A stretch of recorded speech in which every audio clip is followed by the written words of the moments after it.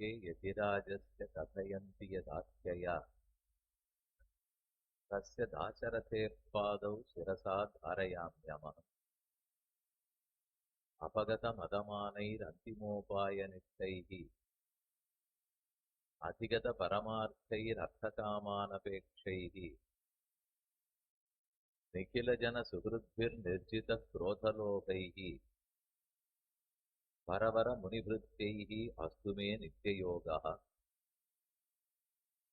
सकलवेदान्तसारार्थपूर्णाशयम् विपुलवाधूलगोत्रोद्भवानां परम् रुचिरजामातृयोगीन्द्रपादाश्रयम् वरदनारायणं मद्गुरुं संश्रये. ஸ்ரீமத்வேதமார்க்க பிரதிஷ்டாபனாச்சாரியராய் விசேஷண பஞ்சக விசிஷ்டராய் எழுந்தருளியிருக்கும் கோயில் கந்தாடை அண்ணன் சுவாமி அவருடைய 75வது திருநட்சத்திர மகோத்சவத்தை சிஷ்யர்களும் அபிமானிகளும் மற்றும் பலரும் சேர்ந்து இங்கு கொண்டாடி கொண்டிருக்கிறோம். அமிர்த மகோத்சவ பூர்த்தின்னு பத்திரிகையில் போடப்பட்டிருக்கிறது. இந்த சம்பிரதாயமே அமுதமயமான பகவானை அமுதத்தை காட்டிலும் சிறப்பு பெற்ற ஆச்சாரியன், அமுதத்தை பருக விருப்பம் இருக்கக்கூடிய சிஷ்யர்களுக்கு கொடுக்கும் சம்பிரதாயம். தேவர்களெல்லாம் அமுதத்தை பிரார்த்தித்தனர். எம்பெருமானே கடல் கடைந்தார், பார்க்கடலை கடைந்து அமுதத்தை ஈந்தார். அந்த அமுதம் சாகாவரம் கொடுக்கும். ஆனால் ஆழ்வார்கள் அந்த அமுதத்தை விரும்பாமல் ஆறாத அமுதமே வேண்டும் என்று ஆசைப்பட்டார். நம்மாழ்வார் தன் பாசுரத்தில் சாதிக்கும் போது அமுதம் வேணும்னு கேட்கட்டும், தேவர்கள் பெற்றுக் கொடுக்கட்டும், அதில் ஆட்சேபம் இல்லை. ஆனால் அந்த பயனற்ற அமுதத்தை கடைந்து கொடுக்க ஆறாவமுதமான என் அமுதம்தான் கிடைத்தானா, அந்த அமுதத்தால லாபம் இல்லையே, அதை காட்டிலும் ஆறாமுதத்தால பெருமை என்றுதான் பாடியிருக்கிறார். ஆறாவமுதா அடியேனுடலம் நின்பால் அப்பாயே என்கிற 5ஆம் பாசுரத்திலையும் அதுதான் நம்மள வீட்டுல சாதிக்கிறார். அதனால அமுதத்தை காட்டிலும் பகவான் ஆறாத வமுதனாய் செவிட்டாத வமுதனாக உள்ளார். இதெல்லாம் சொர்க்கத்தை கொடுக்கக்கூடிய அமுதமாக இருக்கலாம், பிறவாமை இரவாமை இதெல்லாம் கொடுக்கும். ஆனால் ஆத்மஸ்வரூபத்தினுடைய உஜ்ஜீவனத்துக்கு அது வழிவகுக்காது. எம்பெருமானுடைய திருவடிகளை மீளாமல் கட்டுவிக்குமானால் இல்லை. அதை நமக்கு ஏற்படுத்தி கொடுக்கக்கூடியவர்கள் ஆச்சாரியர்களே. பெருமான்கிற அமுதத்தை யார் கடைந்தெடுத்து கொடுப்பது? உலகத்துல சாதாரண அமுதத்தை பகவான் கடைந்து தேவர்களுக்கு கொடுத்து விட்டார். பக்தர்களான நமக்கு பகவான்கிற அமுதத்தை, ஆறாம் அமுதத்தை யார் எடுத்து கொடுப்பது? அதற்காகத்தான் இந்த சம்பிரதாயத்திலே நிறைய ஆச்சாரியர்கள் அவதரித்தனர்.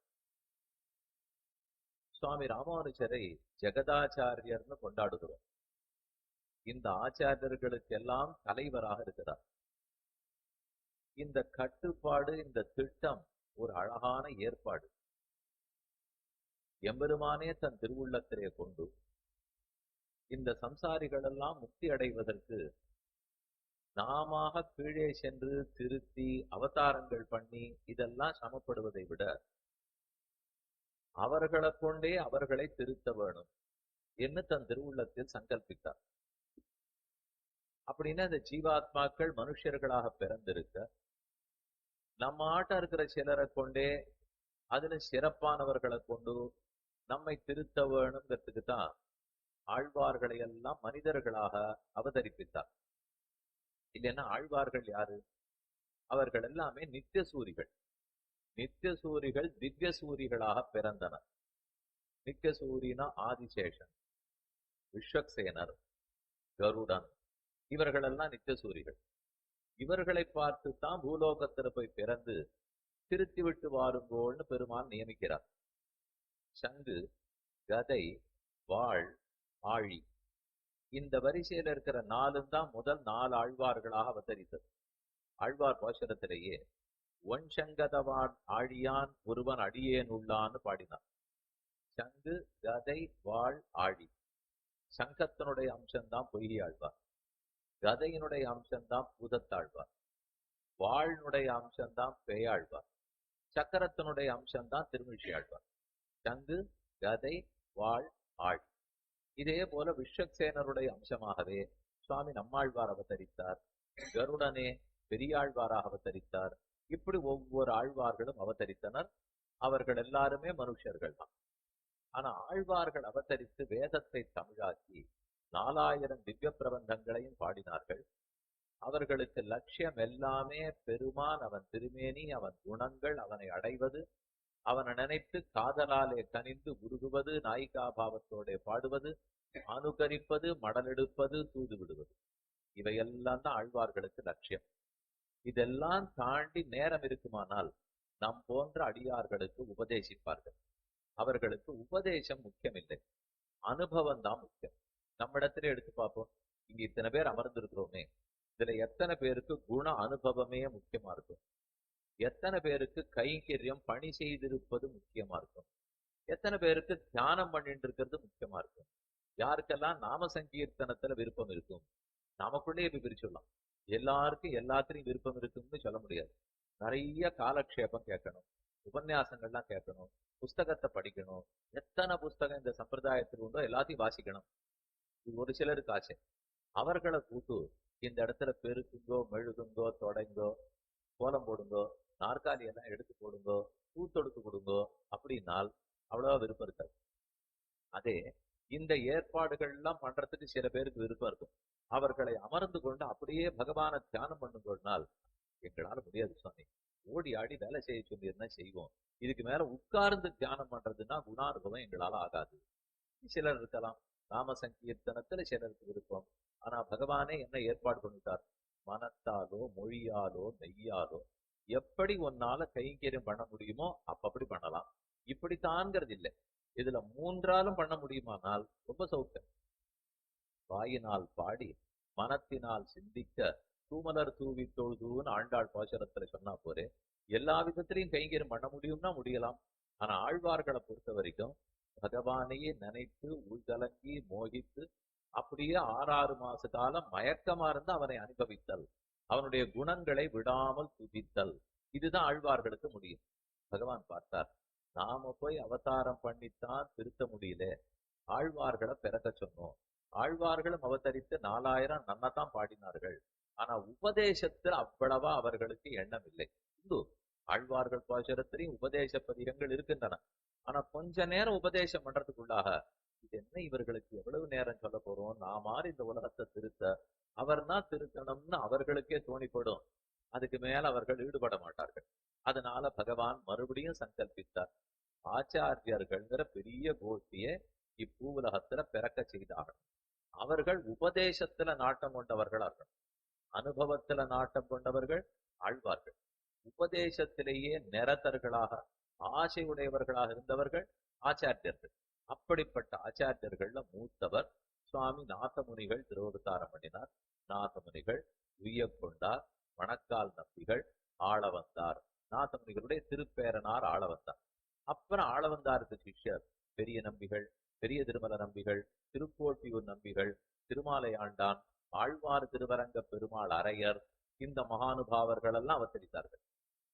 அதுல பெரிய நம்பிகளுக்கு சிஷ்யராகவும் பெரிய திருமல நம்பிகளுக்கு மருமகனாகவும் எழுந்தருள் இருந்து ஆச்சரியமா இந்த ஜகத்தையே நிர்வகித்து நம் போன்ற அனைவருக்கும் முக்தியளிப்பதற்கென்னே அவதரித்தவர் சுவாமி ராமானுஜர். புண்ணியாம் போஜ விகாசாய பாபத்வாந்த க்ஷயாய ஸ்ரீமான் அவிரபூத் பூமௌ ராமானுஜ திவாகரஹ தஸ்மை ராமானுஜாரியாய நமः பரமயோகினே யஸ்ருதி ஸ்மிருதி சூத்ராணாம் அந்தர்ஜரம் அசீஷமது. ஆதிசேஷனுடைய அவதாரம். அனந்த பிரதமம் ரூபம். முதல் யுகத்திலே, கிருத்த யுகத்திலே திருவனந்தாழ்வானாகவே இருந்து கைங்கரியம் பண்ணுவாராம். அனந்த பிரதமம் ரூபம். லக்ஷ்மணஸ்து ததப்பரம். அடுத்த யுகம் திரேதா யுகத்துல லக்ஷ்மணனா இருந்து கைங்கரியம் பண்ணுவாராம். திருத்தீயா பலபத்ரஸ்து. மூன்றாவது துவாபர யுகத்துல பலராமனா இருந்து கைங்கரியம் பண்ணுவார். கலவு கஷ்டித் பவிஷ்யதி.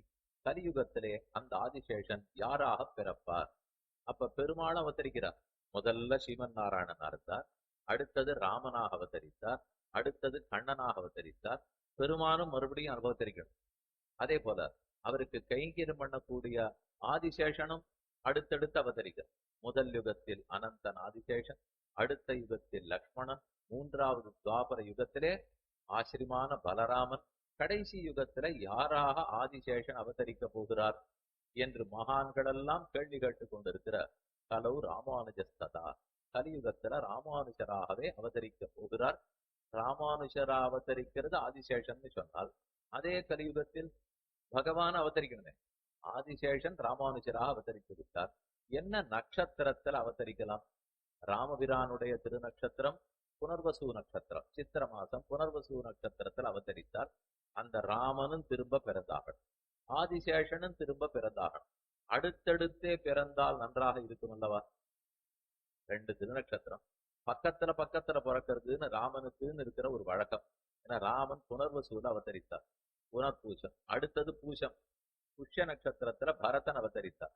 மூணாவது ஆயில்யம், ஆசிலேஷா நட்சத்திரத்தில் லக்ஷ்மணனும் சத்ருகனும் அவதரித்தார்கள். அப்ப அடுத்தடுத்த நட்சத்திரத்திலேயே இவர்களுக்கு பிறந்து ஒரு வழக்கம் போது அண்ணன் தம்பிகளாகவே இப்பவே பிறந்திருக்கா. அதே போல சுவாமி ராமானுஜர் திருவாதிரை திருநட்சத்திரத்தில் அவதரித்தார்.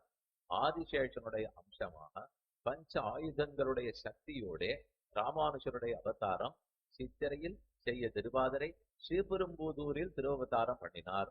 இதுவரைக்கும் நாம் அறிவோம். ஆனா ராமானுஜருடைய சகோதரிக்கு ஒரு குமாரன். ராமானுஜர் அவதாரம் 1017 நமக்கு தெரியும். அதுல இருந்து 216 ஆண்டுகள் கழித்து ராமானுஜருடைய சகோதரி, அந்த சகோதரிக்கு ஒரு குமாரர் அவதரித்தார். அனந்த நாராயண தீட்சிதர்னு ஒரு சுவாமி, புருஷமங்கலம்ங்கிற இடம், இன்னைக்கு பேட்டை பேட்டைன்னு சொல்லுகிறோம். பூவிருந்தவல்லி எல்லாருக்கும் தெரியும், பேட்டை எதிர்த்தாப்புல இருக்கிறது தெரியும். அந்த இடத்துலதான் அந்த சுவாமி குடுத்தனம் பண்ணி கொண்டு வந்தார். அவர் சுவாமியினுடைய பெருமாளுடைய அனுகிரகத்தாலே ஒரு புருஷ பிரஜை ஈர்ந்தெடுக்க அவருக்கு தான் தாசரதின்னு பேர் வைத்தார். ஏனால் அவர் அவதரித்தது புனர்வசு நட்சத்திரம். புனர்வசுவுக்கும் திருவாதிரைக்கும் பக்கத்துல பக்கத்துல இருக்குங்கிறதுக்காக சொல்ல வந்தேன். திருவாதிர நட்சத்திரத்துல ராமானுஜர் அவதரித்தார், ஆதிசேஷனுடைய அவதாரம். அதே ராமபிரானுடைய அனுகிரகத்தாலே, ஸ்ரீ ராமச்சந்திரனுடைய அனுகிரகத்தாலே முதலியாண்டான்கிறவர் அவதரிக்கிறார். அதற்கு பின்னால் பேர் முதலியாண்டான்கிறது. அவர் தாய் தந்தையர்கள்ட்ட பெயர் தாசரதி, தாசரதின்னு திருநாமம். ஏன்னா புனர்வசூல் அவதரித்தார் இல்லையா? புனர்வசூல ராமன், புனர்வசூல இந்த சுவாமி. அவரே ராமனே தாசரதியா அவதாரம் எடுத்தார். அதே ஆதிசேஷனே ராமானுஜராக அவதரித்தார். இதை பார்த்த உடனே நமக்கு என்ன தோணும்? அப்ப தாசரதின்னு பேர் பெற்றிருக்கிறவருக்கு ராமானுஜர் சிஷ்யரா இருக்கணும் இல்லையா? ஏன்னா ராமனுக்கு சிஷ்யனாத்தானே லக்ஷ்மணன் இருப்பார், ராமனுக்கு சிஷ்யனாத்தானே ஆதிசேஷன் இருக்க வேண்டும். அப்ப ராமன் தாசரதியா அவதரிச்சுட்டார்னால், ஆதிசேஷன் ராமானுஜராக அவதரித்தார்னால் யார் யாருக்கு சிஷ்யனாக இருக்க வேண்டும்? இந்த இடத்துல மட்டும் அந்த வரிசை கிரமம் மாறிவிட்டது. முதல் 3 யுகத்துல பார்த்தா அந்த கிரமம் மாறாடாமல் இருந்தது. ஆனா 4வது யுகத்தில் பார்க்கும்போது ஆச்சாரியனா ஆதிசேஷனும் சிஷ்யனா ராமந்திர தாசரதியும் இடத்தை மாற்றி கொண்டிருக்கிறார்கள். அப்படி கூட நடக்குமானால் 2 பேருமாகவும் பதரிகாசிரமத்துல பெருமாளை இருந்து காட்டியிருக்காரு. நரநாரணனாய் உலகத்தரனு சிங்காமபரித்தான் என்ன ஆழ்வாருடைய பாசம். தானே நரன், தானே நாராயணன். பதரிகாசிரமத்துல 2 பேரா பெருமாளே அவதரிச்சார். பிள்ளைலோகாச்சாரியர் தன் ரகசிய கிரந்தத்தை விசாரித்து கொண்டு பகவான் ஆச்சாரியனா அவதரிக்கட்டும், அது எங்களுக்கு புரியுது. அதுக்கு மேல சிஷ்யனாவும் தானே அவதரிக்கணுமா? அவருக்கு ஆள் கிடைக்கல. இன்னைக்கு வேணா சிஷ்யாலாம் வர்றதே ரொம்ப கஷ்டமா இருக்கு. அன்னைக்கு என்ன அவர் காலத்துல கூட வந்திருக்க மாட்டாளா? அதுவும் பெருமானுக்கா சிஷ்யர் கிடைக்காது இருந்திருப்பார். நரனாகவும் தானே, நாராயணனாகவும் தானேனால் அதுக்குன்னு ஒரு பயன் இருக்கிறது. நம்ம ஆச்சாரியனாவே பிறந்து உலகத்தாருக்கு வழிகாட்டினால் ஆச்சாரியர்கள் புரிந்து கொண்டு விடுவார்கள். அப்ப சிஷ்யர்கள் தாங்கள் எப்படி வாழணும்னு எப்படி தெரிஞ்சுப்பா? அதனால பெருமானே சிஷ்யனாகவும் அவதரித்து இப்படித்தான் சிஷ்யர்கள் இருக்க வேண்டும் என்னும் முன்னோடியாக இருந்து உலகத்து சிஷ்யர்களுக்கெல்லாம் புரிய வச்சிருக்கார். அவரே எல்லாமா இருந்தா தான் நம்ம புரிஞ்சுப்போம். இது நாம யாரான்னு பண்ணி காட்டினா சட்டுன்னு ஒத்துக்க மாட்டோம். பெருமானே சிஷ்யனா அவதரிச்சுட்டார்னால் சரி சரி அவரை பார்த்து நடக்கணும்னு புரிஞ்சுப்போமா இல்லையா? அதை ஞாபகம் வச்சுக்கோ. அதே போலத்தான் இங்கே ராமானுஜர் ஆச்சாரியனாக இருக்க போகிறார், தாசரதி சிஷ்யனாக இருக்க போகிறார். ஏன் ராமபிரான் சிஷ்யனாக வந்தார்னால், ராமன் சிஷ்யனா இருந்து ஊராருக்கு முன்னோடியா இருக்கணும், சிஷ்யர்கள் எல்லாம் எப்படி நடக்கணும்ன்றத சொல்ல போறார். ஆதிசேஷன் ஏன் ஆச்சாரியன் ஆயிட்டார்னால், ஆச்சாரியன் எப்படி நடக்கணும் உலகத்துக்கு தெரியும். ஒரு தடவை ஆதிசேஷன் இருந்து காட்டட்டும். அதுலயும் ஒரு சிறப்பு இருக்கு. பெருமானே ஆச்சாரியனாக இருந்து நடத்தினார்னால் நமக்கு ரொம்ப தூரம் அதுல பற்று நம்பிக்கை வராது. ஏன்னா பகவான் ஒன்ன பண்றார்னால் அவரோ சர்வஜன் சர்வசக்தன், உலகத்துல எல்லாமே என்ன நடக்கிறதுங்கிறது அவருக்கு தெரியும். நம்ம கட்டம் போய் அவருக்கு தெரியுமான்னு தோணிக்கொடும். முதலாளிகளுடைய கட்டம் தொழிலாளிக்கு தெரியாது, தொழிலாளியினுடைய கட்டம் முதலாளிக்கு தெரியாது. பகவான் ஆச்சாரியரா அவதரித்திருந்தால், மனுஷன் ஆச்சாரியனா இருந்தா தான் நம்ம கட்டம் அவருக்கு புரியும். நமக்கு என்னென்ன சொல்லிக் கொடுக்கணுமோ சரியா சொல்லிக் கொடுப்பார். இதுவே பெருமாள் ஆச்சாரியன் வச்சுருந்தால், சாமி அவருக்கு என்ன, அவர் என்ன நடக்கிறதுன்னு அவருக்கு தெரியும். சீதையை ராவணன் தூக்கின்னு போயிட்டான்னு அவருக்கு தெரியுமா தெரியாதா? தான் போய் சண்டையை போட்டு தூக்கின்னு வந்துட போறோம்னு அவருக்கு தெரியுமா தெரியாதா? ஹனுமான்ட்ட மோதிரத்தை கொடுத்தா தாண்டிடுவார்னு ராமனுக்கு தெரியுமா தெரியாதா? எல்லாம் தெரியும். ராமாயண கதை நன்னா நடத்தணும்னு அவர் நடத்திருக்கார். இப்படின்னு தான் ஒரு மாதிரி சந்தேகத்தோட நாம நம்புவோமே தவிர, ஆமா மனுஷனா இருக்கிறவர் ஆச்சாரியனா இருக்கார், எனக்கு ஒண்ணும் கவலை இல்லை, என் கட்டம் அவருக்கு தெரியும்னு நாம நம்ப வேண்டாமா? அது ஒரு ஜீவாத்மா இருந்தா தான் புரிஞ்சுக்க முடியும். அதுக்காகத்தான் பெருமானே பார்த்து ஆதிசேஷனான ராமானுஜரை ஆச்சாரியனாகவும், தாசரதியான முதலியாண்டான் தானே பிறந்து சிஷ்யனாகவும் இருந்து, இப்படி ராமன் லக்ஷ்மணன் ரெண்டு பேரும் புனர்வசு திருவாதிரை, ராமன் புனர்வசு நட்சத்திரம், அதே ஆஸ்லேஷால லக்ஷ்மணன் பிறந்தா போல இங்கேயும் திருவாதிரை புனர்பூசம், இந்த ரெண்டரையும் மாற்றி திருவதாரம் பண்ணி ஆச்சாரியனாகவும் சிஷ்யனாகவும் இருந்தனர். அந்த சுவாமிக்கு தாசரதின்னு பட்டம் வந்தது, இயற்பெயர். அவருக்கு தான் முதலி ஆண்டான். இந்த சம்பிரதாயத்துல முதலிகள்னால் ஆச்சாரியர்கள் எல்லாரையும் முதலிகள்னு சொல்லுவார்கள். அந்த முதலிகளுக்கெல்லாம் ஆண்டான். அந்த முதலிகளையெல்லாம் ஆண்டு தலைவராக இருந்து வழி நடத்திய பெருமை முதலியாண்டானை சேரும். பாதுகே யதிராஜஸ்ய கதயந்தி யதாக்கியா தஸ்ய தாசரதே பாதௌ சிரசா தாரயாம்யகம். இந்த ஸ்லோகம் முதலியாண்டான பத்தின ஸ்லோகம். பாதுகே யதிராஜஸ்ய, சுவாமி ராமானுஜருடைய பாதுகையாக எழுந்தருளி இருந்தவர். கதயந்தி யதாக்கியா தஸ்ய தாசரதே பாதௌ, அந்த தாசரதியினுடைய திருவடி தாமர்களில் சிரசா தாரயாம்யகம், அந்த திருவடிகளை நாம் தலையால தரிப்போம். இது அந்த சுவாமிக்கு நாம செலுத்துகிற அஞ்சலி, நாம செலுத்தக்கூடிய நமஸ்காரங்கள். அவருக்கு இந்த 3 பெருமை இருந்துதான். பாதுகாத்வம், அஜகத் பாகினேயத்துவம். பாதுகாத்வம் திருதண்டகாம். பாகினேயத்துவம்னா பகினி, உடன் பிறந்தவள். பாகினேயர் உடன் பிறந்தவளுடைய மகன், அப்படின்னா மருமகன் வச்சுக்கோ, மாமா மருமகன் உறவு. அஜகத் பாகினேயத்துவம், ராமானுஜரை விட்டு பிரியாமல் இருந்த மருமகன் உறவு. ராமானுஜருடைய சகோதரிக்கு குமாரராக அவதரித்தார். உறவுக்காரர்கள் கூட எப்பவும் இருப்பா தெரியும். அதுவும் மாமா மருமகன் அத்தை மருமகன்கிற உறவா இருந்தா அது எப்பவும் பிரியவே பிரியாது. கல்யாண சமயத்திலையும் சீர்சனத்தி பண்றதுக்கு முதல்ல அவர்களைத்தான் கூப்பிடுவார்கள். அப்படி விட்டு பிரியாம லௌகிகர்கள் கிரகஸ்தர்களுக்கு இருக்கிறது புரியும். ராமானுஜர் சன்னியாசி அல்லரோ, அப்ப அவருக்கு கூட இந்த விட்டு பிரியாத தன்மை வருமானால், அவர் சந்நியாசாசிரமத்தை ஏற்றுக்கொள்ளும் போது கூட இந்த மருமகனான தாசரதியை தவிர, முதலியாண்டான தவிர பாக்கி எல்லாரையும் சந்நியஸ்தம்மையா சந்நியஸ்தம்மையா, நான் எல்லாரையும் விட்டேன்னு சொல்லித்தார். இவரை விடமாட்டேன், இவரை தவிர மற்ற பேரை விட்டேன்னு சொன்னதுனாலே ஜஹத், ஜஹத்துன்னு சொன்னா விட்டு விட்ட, ஜஹத்துன்னு சொன்னா விடாத, தன்னை எப்போதும் விடாமல் அவர் கூடவே இருக்க வேணும்னு ஆசை கொண்டார் சுவாமி. அஜஹத் பாகினேயத்துவம், பாதுகாத்வம், ராமானுஜருடைய பாதுகையாகவே எழுந்தருளி இருந்தார். திருதண்டதாம், அவர் கையில் பிடித்திருக்கும் திருதண்டமாகவும் விளங்கினார். இந்த 3 பெருமை அந்த சுவாமிக்கு இருந்திருக்கு.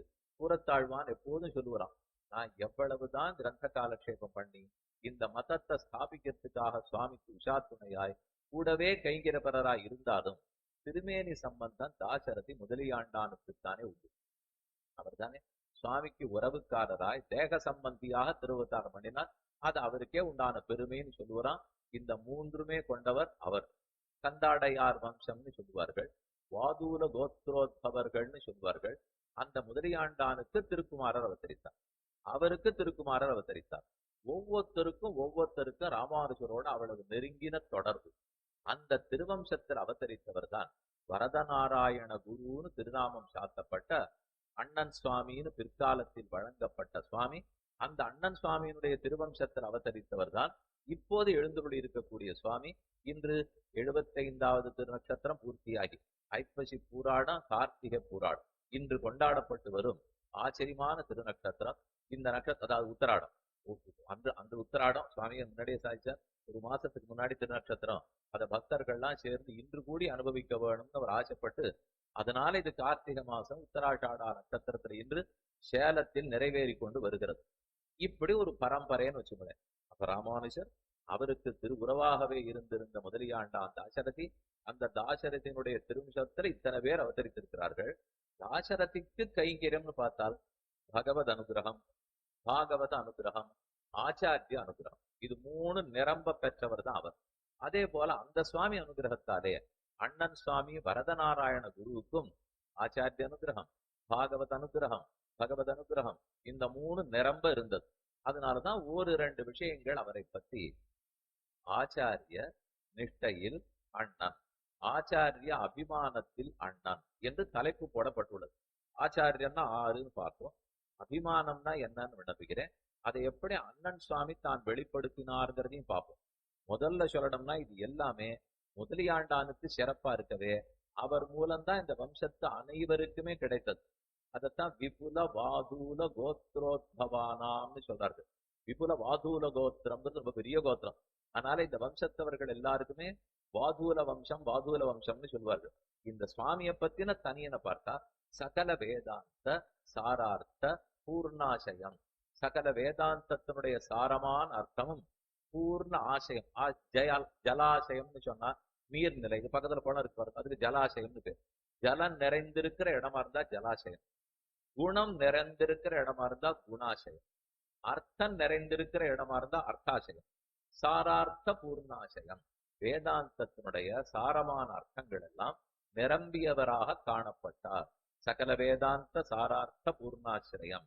விபுல வாதூல கோத்ரோத்பவானாம் வரம். வரர்னா சிறந்தவர் அர்த்தம். விபுல வாதூல கோத்திரம், அந்த வாதூல கோத்திரத்தில் அவதரித்த எல்லாரிலும் சிறப்பு பெற்றவர். ருச்சிர ஜாமாத்ரு யோகீந்திர பாதாசிரயம். ருச்சிர ஜாமாதா சுவாமி மணவாள மாமனிகள். அடி இவ்வளவு நேரம் சொல்லிருந்தது ராமானுஜர் அவதரித்தார், அவருக்கு மருமனாக முதலியாண்டான் அவதரித்தார் பார்த்தோம். இதெல்லாம் நடந்தது எப்போது? 11ஆம் நூற்றாண்டுல நடந்தது. 1017வது வருஷம் ராமானுஜர் அவதாரம். அப்படின்னு சொல்லிட்டு இருக்கிற 1017ங்கிறது இன்னைக்கு இருக்கிற ஆங்கில கணக்கு. தமிழ் கணக்குப்படி உங்களுக்கே தெரியும், ஒரு 7 வருஷத்துக்கு முன்னாடிதான் 1000வது ஆண்டு விழா சஹஸ்ரமான உற்சவத்தை பக்தர்கள் கோலாகலமா கொண்டாடினோம். அப்ப 1017 அவதரித்தார். அங்கிருந்து 16 ஆண்டுகள் கழித்து முதலியாண்டானுடைய திருவவதாரம். அதுக்கப்புறம் இதெல்லாம் 11ஆம் நூற்றாண்டுடையது.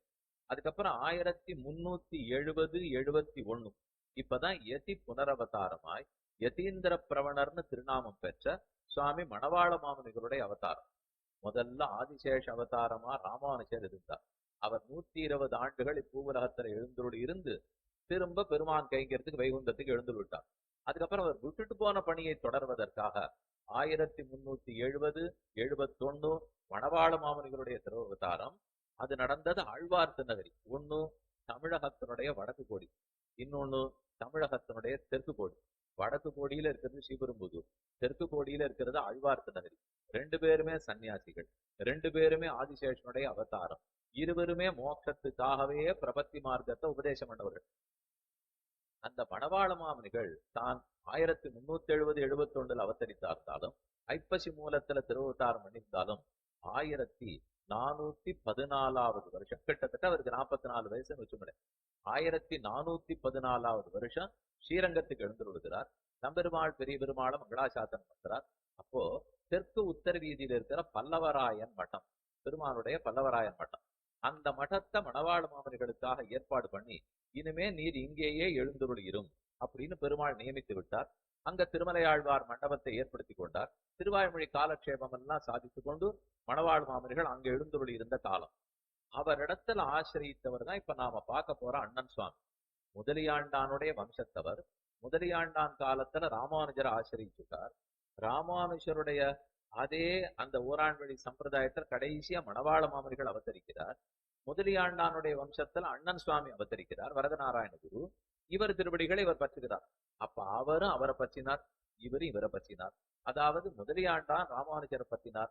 முதலியாண்டானுடைய திருவம்சத்தில் அவதரிச்சிருக்கிற வரதநாராயண குரு சுவாமி மணவாள மாமனிகளுடைய திருவடிகளை பற்றினார். இதை போல அந்த வம்சம் அந்த பரம்பரை மாறாமல் இருக்குங்கிறதுக்காக சொல்ல வரேன். அப்போதும் பற்றி இப்போதும் பற்றி இருக்கணும்னால் 300 ஆண்டுகள் குறுக்க 1-2 வருஷம் எல்லாம் இல்ல. அது 1017 இருந்து 1137. மணவாள மாமனுடைய காலம் 1370-71 இருந்து 1443. கிட்டத்தட்ட 200-250 வருஷம் இருக்கு இல்லையா? அத்தனை வருஷத்துக்கு அந்த பரம்பரை மாறாமல் இருந்து அவர்களையே பற்றி இருந்தார்கள்னு நினைவுல வச்சுக்கோ.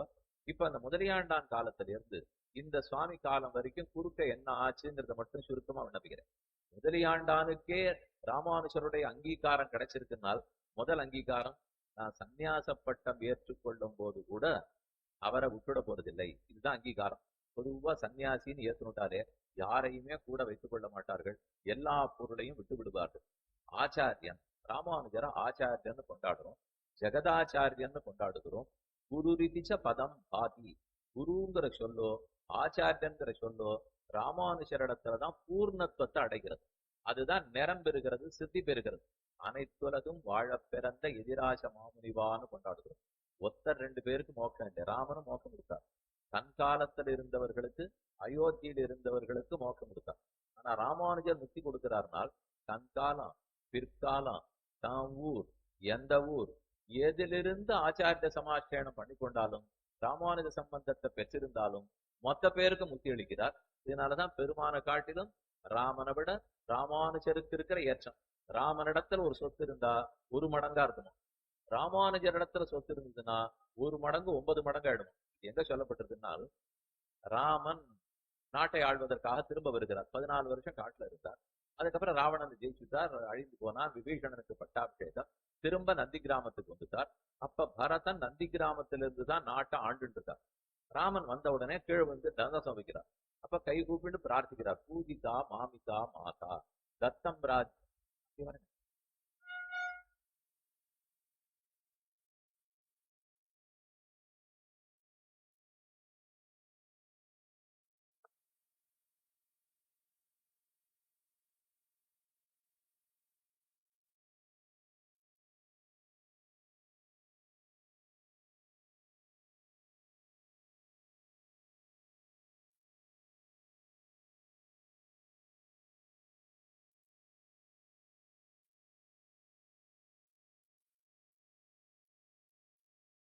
பரதன் ராமனுடைய திருவடிகளை பற்றி, ராமானி அடிய நடத்துல ராஜ்யத்தை பார்த்துக்கோன்னு சொல்லிட்டு கொடுத்துட்டு போனாய், அடிய இப்ப அந்த ராஜ்யத்தை உங்ககிட்ட திரும்ப சமர்ப்பிக்கிறேன்னு கொடுக்குறார். அந்த இடத்துல நம்ம ஆச்சாரியர்கள் சொல்றது, 1 மடங்காக கொடுத்துட்டு போன ராஜ்யத்தை 9 மடங்காக பெருக்கி பரதன் திருப்பி கொடுத்தார். எப்படி சுவாமி 14 வருஷத்துக்குள்ளே 1 மடங்கு ராஜ்யம் 9 மடங்கு ராஜ்யம்னா, இன்னைக்கு இருக்கிற பொருளாதார நிபுணர்கள் கூட அவரிடத்துலதான் கேட்டுக்கணும். அப்படி இப்பெல்லாம் பெருக்கிட முடியுமா? அவர் அதுக்கு ஒரு வழி வச்சிருந்தார்.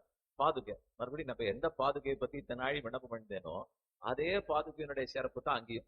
பாதுகைக்கு பட்டாபிஷேகம் பண்ணிட்டு ஊர்ல என்ன வசூல் பண்ணணும்னாலும் பரதன் தாம் போய் வசூல் பண்ண வந்துடுவான். வரி வசூல் பண்ணணும், இவர் போய் எடுத்துன்னு வந்துடுவார்.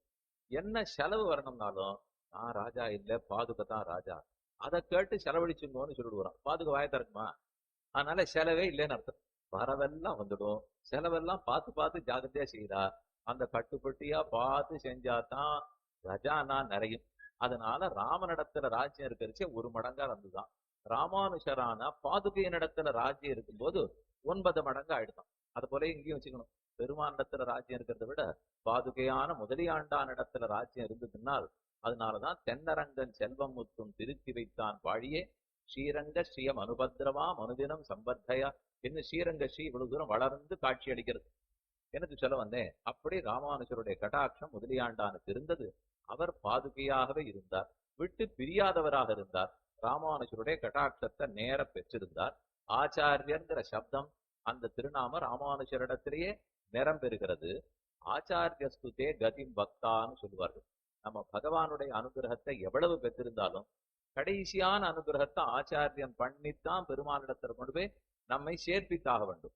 ஆசினோதிகி சாஸ்திரார்த்தான், ஆச்சாரியன்கிற சொல்லுக்கு அர்த்தம் எல்லா சாஸ்திரார்த்தங்களையும் ஐயன் திரிவர கஷடர கற்கிறார். முதல்ல அவர் கற்கணும்.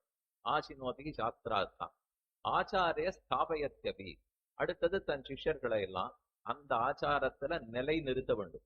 ஆச்சாரிய ஸ்தாபயத்யபி ஸ்வயம் ஆச்சாரத்தையே நான் அந்த ஆச்சாரத்தை கடைபிடிக்கணும், நன்னா கற்கணும், மற்றவர்கள் அந்த ஆச்சாரத்துல நிலை நிறுத்தணும், நான் அந்த ஆச்சாரத்தை கடைபிடிக்க வேண்டும்.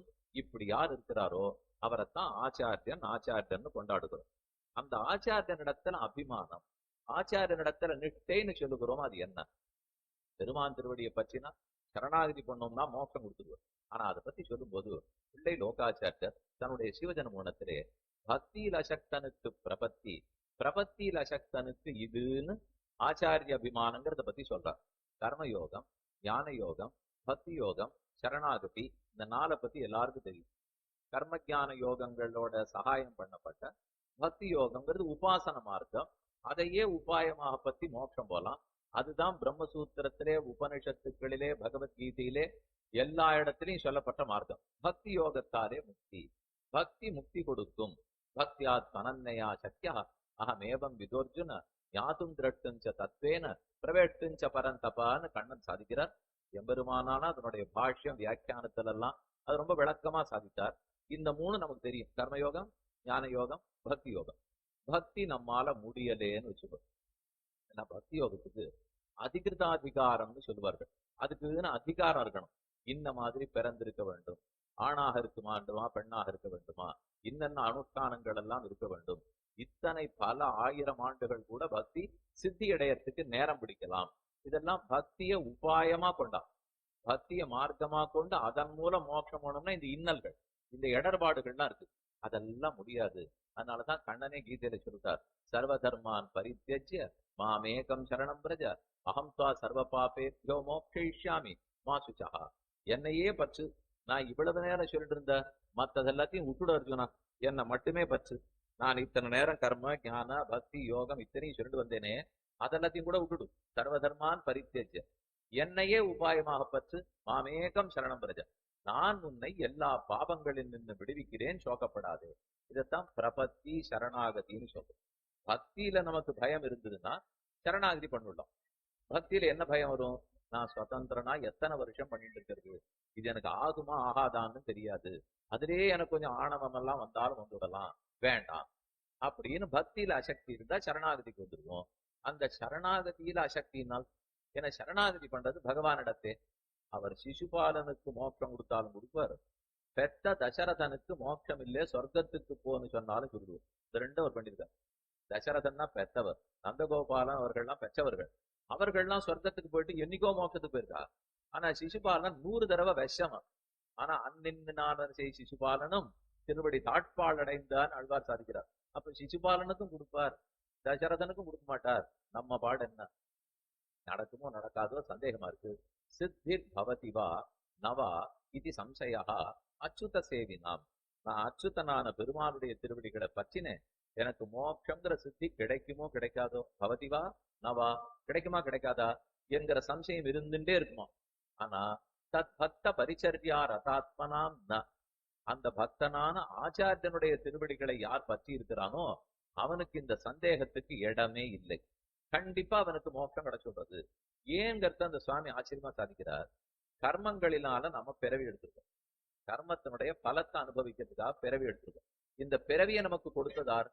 நாமாவே நம்ம தலையில பிறவியை போட்டுக்க மாட்டோம். யாருதான் அந்த காரியத்தை பண்ணுவா? நீ கட்டப்பட போற, பிறவி எடுத்தா துன்பம்னா செய்ய மாட்டோம். ஆனா பண்ணிருக்கிற பாபத்துக்கு தண்டனை அனுபவிச்சுதான் ஆகணும். அதனால நம்முடைய கர்மாதீனமாக கர்மத்தின்படி பெருமாள் தான் நமக்கு பிறவியை கொடுக்கிறார். இந்த சம்சாரத்துக்குள்ள பிறவி கொடுத்ததும் பகவான் தான். அவர் திருவடிகள்ல சரணம்னு சொன்ன போது மோட்சம் அளிப்பதும் பெருமாள் தான். அப்ப இங்க தள்ளுறதும் அவர் தான், இங்கிருந்து எடுக்கிறதும் அவர் தான். இந்த ரெண்டுமே அவர் பண்ணச்சே எனக்கு கொஞ்சம் நெருடலா இருக்கு.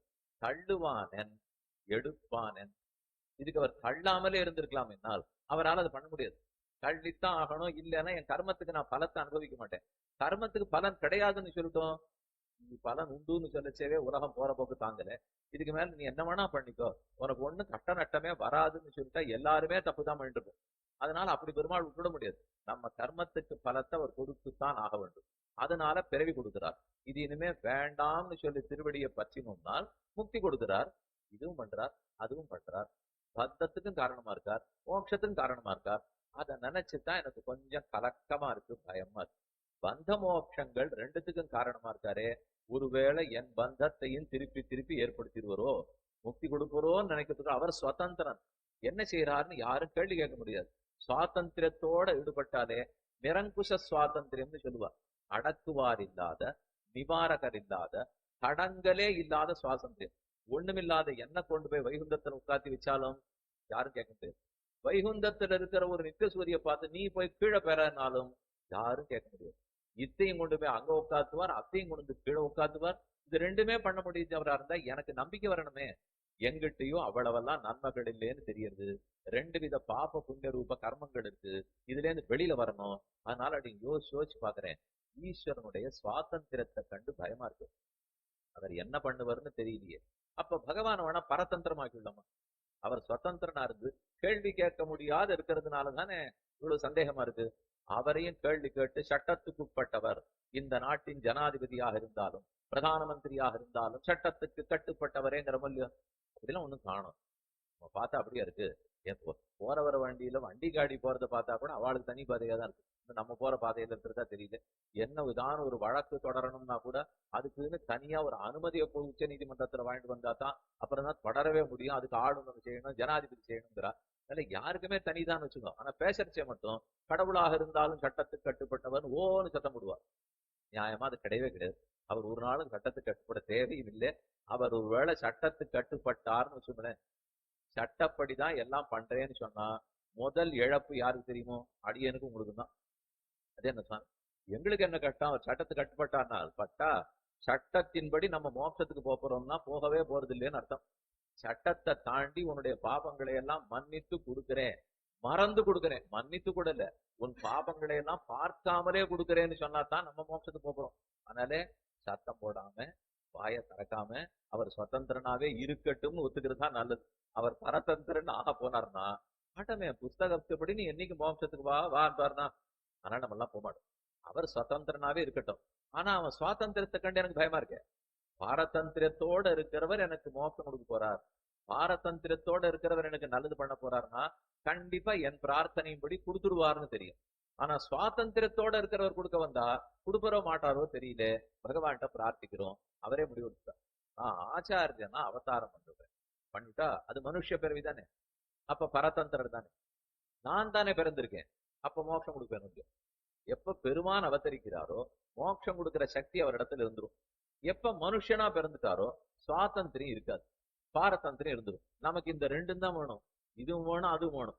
நமக்கு எப்பவுமே இந்த ரெண்டுலயுமே ஆசை இருக்கு. கூழுக்கும் ஆசை, நீச்சக்கும் ஆசைன்னு சாதாரண தமிழ்ல சொல்ல முடியும். அதை போல நமக்கு ஆசை. அது ஒரு சுவாமி பரதந்திரனா இருந்தா தேவையில்ல. ஆனா பரதந்திரனா இருக்கிறவருக்கு மோட்ச பிரதத்துவம் எப்படி வரும்? மோட்சத்தை கொடுக்கிற சக்தியும் இருக்கணும், ரெண்டும் இருக்கணுமா. மோட்சம் கொடுக்கிற சக்தி இருக்கிறவராகவும் இருக்கணும், சொன்ன சொல் பேச்சு கேட்கிற பரதந்திரனாகவும் இருக்கணும். அப்படி ஒருத்தர் உண்டானால் உண்டு. மக்னான் உத்தரத்தே லோகான் காருண்யாது சாஸ்திரபாணினா. பெருமானே சாட்சான் லோகான், சாட்சாத்து ஆச்சாரிய ரூபேண பகவானே திருவதாரம் பண்ணுகிறார். அதனாலதான் இந்த ஆச்சாரியர்களுக்கு எல்லாம் இவ்வளவு பெருமை. அவரே நம்முடைய பூர்வாச்சாரிய பரம்பரை இருக்கே, ஓராண்படி சம்பிரதாயம், அதனுடைய பரம்பரையில ஆச்சாரிய பரம்பரையில முதல் ஆச்சாரியர் பிரதமாச்சாரியர்னு பட்டத்தோட பெருமாள் தானே எழுந்துள்ளார். எவ்வளவு ஏன் பதரிகாசிரமத்துல ஆச்சாரியனா இருந்து அவரே நாராயணனாக அவரே நரனாக இருந்து தானே சிஷ்யர்களுக்கு திருமந்திரத்தை உபதேசம் பண்ணா நரன் பெற்றுக்கொண்டார். அதனால அவருக்கு ஆச்சாரியத்துவத்துல ஆசை இருக்கு. அதனால்தான் இந்த சம்பிரதாயத்திலையும் பிரதமாச்சாரியனா இருக்கார். தேர்தட்டுல உட்கார்ந்து கீதாச்சாரியன் கீதாச்சாரியன் பேரை வாங்கி கீதை உபதேசிப்பதாகவும் இருக்கிறார். இதெல்லாம் ஆச்சாரியங்கிற சொல்லுக்கு இருக்கிற பெருமை. தான் நன்கு கற்பவராக இருக்கிறார், கற்றவின் மற்ற பேரை அதில் அனுஷ்டிக்க வைக்கிறார், தானும் அனுஷ்டிக்கிறார். பக்தர்களுக்காக தன் திருவடியை பற்றினவர்களுக்கு முக்தி அளிக்கிறார். இதெல்லாம் ஆச்சாரியனுக்கு இருக்கிற ஏற்றம். அந்திமோபாய நிட்டைன்னு சொல்ல வந்தேன். அப்படின்னா முதல் பருவம் பகவான், கர்மயோகம், ஞான யோகம், பக்தி யோகம், பிரபத்தி. இந்த 4 தாண்டி 5வது ஒரு உபாயம் ஒத்துக்கொள்ளப்பட்டிருக்கிறது. அதுதான் இத்தனை நேரம் பார்த்த ஆச்சாரியன் திருவடிகளே உபாயம். ஆச்சாரியனுடைய அபிமானமே உபாயம்ங்கிறது அஞ்சாவது. இந்த நாலுலயும் சிரமம் இருந்தது. கர்மஜான பக்தி யோகங்கள்ல இருக்கிற இடைஞ்சல், என் சுவாதந்திரியம் என்னி கிடைக்குமோ தெரியாது, எப்ப முடியுமோ தெரியாது. அந்த கட்டமெல்லாம் பிரபத்திங்கிற சரணாகதியில் இல்லை. ஆனா அதுக்கு மேல சரணாகதியில் இருக்கிற இடையூறு அவருடைய சுவாதந்திரியம். கொடுப்பரா மாட்டாரான்னு சந்தேகம். அப்ப அதையும் தாண்டினால் சுவாதந்திரம் இல்லாமல் பாரதந்திரம் கொண்டவராய், என்னுடைய அனர்த்தத்தை கண்டு சகிக்க மாட்டாமல் மோட்சம் கொடுப்பவரான ஆச்சாரியன் திருவடிகளே உபாயம்னு பற்றினால் அதத்தான் ஆச்சாரியாபிமானம். ஐந்தாவது உபாயம், அந்திம உபாயம். ஐந்தாவது உபாயம்ங்கிறதுனால்தான் பஞ்சமோபாயம்னு சொல்றாரு. கடைசி உபாயம், அதுக்கு மேல வழி இல்லை. அதனாலதான் அந்திம உபாயம்னு சொல்றோம். அந்திமோபாய நிட்டை, ஆச்சாரிய அபிமான நிட்டை, பஞ்சமோபாய நிட்டை, இது எல்லாமே அந்த விஷயத்தை தான் குறிக்கும். சிவஜன்மோனத்தினுடைய தொடக்கத்தில் வேதார்த்தம் அறிந்திடுவது ஸ்மிருதி இதிகாச புராணங்களாலேன்னு தொடங்கினார். வேதத்தினுடைய அர்த்தத்தை எதை பார்த்து தெரிஞ்சுக்கணும்? ஸ்மிருதி இதிகாசம் புராணம். கடைசியில சூத்திரத்தை முடிச்சுட்டார், ஆச்சாரியாபிமானமே உத்தாரகம். அப்ப முதல்தையும் கடைசியில சேர்த்தா வேதார்த்தம், வேதத்தினுடைய சாரமான அர்த்தம், ஆச்சாரிய அபிமானமே உத்தாரகம். இப்ப இனிமே இந்த ஆச்சாரியாபிமானம்னா என்னன்னு பார்ப்போம். ஏன்னா தலைப்பு ஆச்சாரிய அபிமானத்தில் அண்ணன்னு தானே போட்டிருக்கு. ஆச்சாரியங்கிற சப்தார்த்தம் பார்த்துட்டோம். பகவானே தான் அவதரித்தார். சாக்ஷான் நாராயணோ தேவகா. பின்னாடி உட்காந்துருங்க.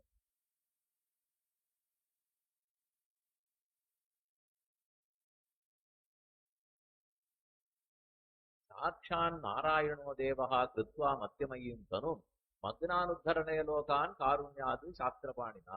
நாராயணனான பெருமாள் ஆச்சாரியனாக அவதரித்தார். மனுஷ ரூபத்தில் அவதரிச்சிருக்கார். பகவான் நம்மளை எல்லாம் திருத்தணும், அசுரர்களை எல்லாம் அழிக்கணும்னா எதை கொண்டு அழிப்பார்? கூராழி கொண்டு திருத்துவார். சங்க சக்கரங்களை பிடித்து கொண்டு சஸ்திரத்தை பிடிச்சிருந்து எல்லாரையும் அழிப்பார், திருத்துவார். ஆச்சாரியன் சஸ்திரத்தை பிடிச்சுப்பாரு. அவர்கிட்ட வில்லு அம்பு ஆபானம் இதெல்லாம் அவர்கிட்ட இருக்காரு. சாஸ்திரத்தை கையில் பிடிச்சுக்கிறார்.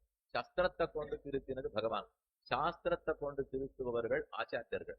அப்படின்னா சாத்விக சிரத்தையோட ரஜோகுண தமோகுணம் யாருக்கு எவ்வளவு இருந்தாலும் தாங்கள் சத்வகுணத்திலேருந்து மாறாமல் சொல்லி சொல்லி உபதேசித்து கட்டாட்ச விசேஷத்தாலே திருத்துவார்கள். இதுதான் அவர்களுக்கு உண்டான பெருமை. வேதார்த்தம் ஆச்சாரியாபிமானமே உத்தாரகம் என்பது. அந்த அபிமானத்தை தான் அந்திமோபாய நட்டைன்னு சொல்றோம். ஆச்சாரிய அபிமானம்னா என்ன? ஆச்சாரியனை நாம் அபிமானிப்பதா, ஆச்சாரியன் நம்மை அபிமானிப்பதா? அபிமானம்னா என்ன? அதை முதல்ல சொல்லு. துரபிமானம் அது கண்டிப்பா எல்லாருக்கும் தெரியும். ஆனா அவருக்கு ரொம்ப துரபிமானம், ஆணவம் அதிகம், அகங்காரம் அதிகம், தாங்கிற எண்ணம். துரபிமானம் சரி, நல்ல அபிமானம் அது இருக்கலாம் முடியும். நாம தான் ஸ்ரீவைஷ்ணவன், நாம பரம பாகவதன், நாம பெருமானை தவிர மற்றொரு விஷயத்துக்கு ஆசைப்படாதவன். இந்த ஒரு உறுதி, இதனால் ஏற்படக்கூடிய துளி அழுத்தமா பிடிச்சுக்கிற அந்த ஆணவம். ஆணவம்னா ஆணவம் நினைச்சுக்க வேண்டாம், ஒரு பிடிமானம்ங்கிறதுக்காக சொல்ல வரேன்.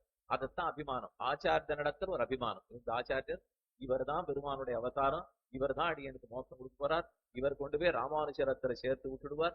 இந்த ஆச்சாரியனை பற்றிருக்கேன், இந்த ஆச்சாரியன் ராமானுஜரிடத்துல சேர்ப்பார். ராமானுஜாச்சாரியர் அகில உலகத்துக்கும் ஆச்சாரியன் ஜெகதாச்சாரியன், அவர் கொண்டு போய் பெரிய பெருமாள் இடத்துல சேர்த்துடுவார். அவருக்கு அந்த வரம் இருக்கு. திருவரங்கத்து பெருமாளே, உம்ம சம்பந்திகள் 6 வந்தாலும் அவர்களுக்கு மோட்சம் கொடுக்குறேன், அவர்களுடைய பிரதிநிதியாத்தான் நீர் சரணாகதி பண்ணுட்டீர் அப்படின்னு பெரிய பெருமாள் ஏற்றுக்கொண்டு இருக்கிறபடியால் அவரை கட்டியா பிடிச்சிடும். ஆச்சாரியாபிமானமே உத்தாரகம். அப்ப அபிமானம்னா தெரியுது, ஆச்சாரியன் நம்மிடத்தில் வைத்த அபிமானம் ஆச்சாரிய அபிமானம். நாம ஆச்சாரியனிடத்துல வச்சிருக்கிற அபிமானம் ஆச்சாரியாபிமானம். இதுவும் ஆச்சாரியாபிமானம், அதுவும் ஆச்சாரியாபிமானம். ஆனா இந்த ரெண்டுத்துக்கு என்ன வித்தியாசம்னால், ஒன்னும் நாம போய் ஆச்சாரியனை பற்றுவது, நாம அபிமானம் வைப்பது. எங்க ஆச்சாரியன் எங்க ஆச்சாரியன் எங்க ஆச்சாரியன்னு சொல்லிக்கிறது. அதே ஆச்சாரியன் பார்த்து என் சிஷ்யன்னு சொல்லிக்கிறது. நாம நம்ம ஆச்சாரியன்னு சொல்லிக்கணுமா, ஆச்சாரியன் என் சிஷ்யன்னு சொல்லிக்கணுமா? ரெண்டும் செய்ய வேண்டியதான். நாம நம்ம ஆச்சாரியன்னு சொல்லிக்க வேண்டியதான். குருனா யோபிமன்யேத குரும்பா யோபிமன்யதே. அழகான ஸ்லோகம் இருக்கு. குருனா யோபிமன்யேத, யார் ஒருத்தன் குருவாலே அபிமானிக்கப்படுகிறானோ, குருணான குருவாலே, யஹா அபிமன்யேத, யார் ஒருத்தன் அபிமானிக்கப்படுகிறானோ, குரும்பா யோபிமன்யதே, குருவை, இது ரெண்டாவது வேற்றுமை. முன்னாடி சொன்னது 3, இப்ப சொல்றது 2. குருணா குரும்பா, குரும்பா யோபிமன்யதே, குருவை யார் ஒருத்தன் அபிமானிக்கிறானோ. குருவால் அபிமானிக்கப்பட்டவன், குருவை அபிமானிப்பவன், உபௌ பரமாம் சித்திம், ரெண்டு பேருக்கும் சித்தி கிடைக்கும், ரெண்டு பேருக்கும் மோட்சம் கிடைக்கும். ஆனால் நியமாதுபகச்சதகான்னு அந்த பிரமாணம் முடியாது.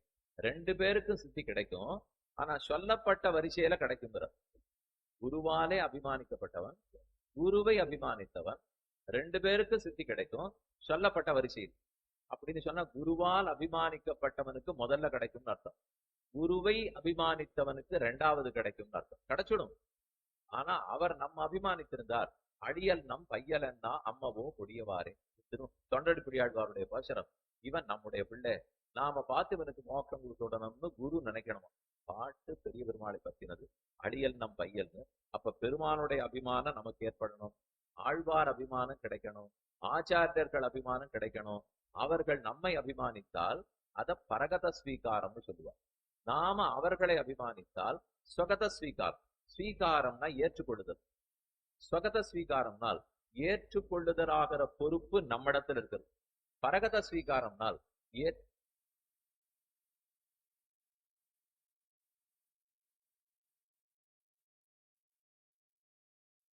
ஏற்றுக்கொள்ளுதலாகிற பொறுப்பு பெருமானிடத்தில் இருக்கு. பரன்னா பகவான் தானே, பரகதான பெருமானிடத்தில் இருக்கக்கூடிய அபிமானம் அப்படின்னா ஏற்றுக்கொள்ளுகிற பொறுப்பு பரகத ஸ்வீகாரம். அவர் ஏற்றுக்கொள்ளுகிறார், ஆச்சாரியன் நம்மை ஏற்றுக்கொள்ளுகிறார். அப்ப ஆச்சாரியனிடத்தில் அபிமானம் இருந்துருத்துனால் அது பரகத ஸ்வீகாரம், ஆச்சாரியன் நம்ம அபிமானிக்கிறது. அந்த அபிமானம்ங்கிற ஸ்வீகாரம் நம்மிடத்துல இருந்ததுனால் அது ஸ்வகத ஸ்வீகாரம். நம்மிடத்துல இருக்கிறத காட்டிலும் எதுவும் அவரிடத்துல இருந்தா நன்னா இருக்கும். ராமனிடத்துல இருக்கிறத விட பரதனிடத்துல இருந்தா தானே நன்னா இருந்தது. ஒரு சொத்தே கூட நம்மளை பார்த்து ரட்சிப்பாய்ன்னு சொல்றதை விட ஆச்சாரியர்களிடத்துல ஒப்படைச்சோம்னா நன்னா ரட்சிக்கப்படுமா இல்லையா? அதனாலதான் ஸ்வகத ஸ்வீகாரத்தை விட பரகத ஸ்வீகாரத்துக்கு ஏற்ற குருநாயோபிமன்னேத குரும்பாயோபிமன்னதே உபௌ தௌ பரமாம் சித்திம். ரெண்டு பேருக்கும் சித்தி கிடைக்கும், நியமாது உபகச்சதா. ஆனா அந்த நியமேன கிடைக்கும். அப்படி பார்த்தால் ராமானுஜருடைய விசேஷ அபிமானத்தை பெற்றவர், அங்கீகாரத்தை பெற்றவர் தாசரதிங்கிற முதலியாண்டான். 3 பேரிடத்திலையும் ஆச்சாரிய அபிமானத்தையும் பெற்றார், பாகவத் அபிமானமும் பெற்றிருக்கிறவர், பகவத் அபிமானமும் பெற்றிருப்பவர். இது எங்கு பார்த்தாலுமே தெரிஞ்சுக்கலாம். பெருமானிடத்திலேயே அபிமானத்தோடு இருந்தவர். அடியல்னம் பையலன்னா அம்மவோ கொடியவாரேன்னு எல்லா பாகவதர்களையும் ஒரு ஆச்சாரியனை பற்றினவரை பெருமான் ஏற்றுடுவது ரொம்ப சுலபம். அதனால முதலியாண்டானுக்கு முதல்ல பகவத் அனுகிரகம் கிடைச்சதுன்னு வச்சுக்கோ. அப்புறம் பாகவத அனுகிரகம் கிடைச்சதான்னு பார்த்தால் யாரெல்லாம் முதலியாண்ட ராமானுஜரை பற்ற வேண்டுமோ பலரும் முதலியாண்டான் மூலமாகவே வந்திருக்கிறார்கள். அதே போல கூரத்தாழ்வானுடைய அங்கீகாரம், சீதன வெள்ளாட்டியாக போய் பண்ணி அதனால பெற்ற அங்கீகாரம், இதெல்லாம் பாகவத கைங்கரியம் பண்ணி பண்ணி சிறப்படைந்தது. அந்த அங்கீகாரத்தை பெற்றார். ஆச்சாரிய அங்கீகாரம்னால் நான் சந்நியாசாசிரமம் ஏற்றுக்கொள்ளும் போதும் இவரை விடமாட்டேன்னு உடையவர் சொன்னால் அதை விட என்ன அபிமானம் வைக்கணும்? சன்னியாசின்னா எல்லாத்தையும் உள்ள போறார், அப்பவே இவர் விடமாட்டேன்னா அத்தோட ஒரு நிறுத்தல. ஸ்ரீபாத தீர்த்த ஸ்வீகாரம், இவர் ஸ்ரீபாத தீர்த்தத்தாலதான் உலகமே உஜ்ஜீவனம் அடையும். மிதிலாபுரி சாலக்கிராமம்னு மைசூர் பக்கத்துல இடம். இவர்கள்லாம் மேலக்கோட்டைக்கு போயிட்டு இருக்கார்கள். அப்ப அங்க போயிட்டு இருக்கிறச்ச புறச்சமைகள், ஸ்ரீவைஷ்ணவ சித்தாந்திகள் இல்லை, வைதிக மதத்தவர்கள் இல்லை, வேற்று மதத்தவர்கள். அவர்கள்லாம் உடையவரிடத்துல வரவே இல்லை, ஆச்சரிக்கவே இல்லை, விஷயங்கள்லாம் கேட்கல. கார்த்தால தாசரதி முதலியாண்டான உடையவர் கூட்டாராம், போய் உம்ம திருவடிகளே ஊர்குளத்துக்காரா ஊருக்காரெல்லாம் தீர்த்தம் எடுக்கிறதுக்கு குளத்துக்கு வருவார்களோ இல்லையோ, அந்த ஜலத்துல உம்ம காலை வைத்து கொண்டு நின்றும் அதை காட்டும்னா திருவடி அதுல பட்டிருக்கு.